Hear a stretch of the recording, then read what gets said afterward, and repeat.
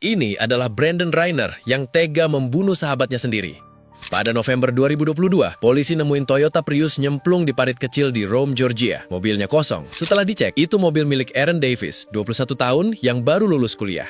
Saat polisi menghubungi keluarga Aaron untuk memastikan keberadaannya, keluarganya bilang malam sebelumnya Aaron pamit pergi ke rumah sahabat lamanya, Brandon, teman sejak SMP. Dari situ, nama Brandon muncul sebagai orang terakhir yang diketahui bersama Aaron. Polisi lalu menelpon Brandon. Di percakapan itu, Brandon bilang mereka minum dari siang sampai malam, Aaron muntah-muntah parah lalu tertidur di kamarnya. Dan keesokan harinya saat Brandon bangun, mobil Aaron sudah nggak ada. Kedengarannya masih biasa. Sampai polisi merasa ada yang janggal dan memutuskan datang langsung ke rumahnya. Di dalam rumah, beberapa pintu terkunci, termasuk kamar tempat Aaron tidur. Begitu pintu dibuka, bau bahan kimia langsung tercium. Alat bersih-bersih ada di mana-mana. Lalu polisi menemukan sesuatu yang nggak sesuai dengan cerita Brandon. Ada darah dalam jumlah signifikan di dekat tempat tidur. Dan tepat saat itu juga, Brandon tiba-tiba berdiri dan langsung kabur. Dia lari keluar rumah dan pengejaran dilakukan. Namun Brandon berhasil melompat pagar dan menghilang.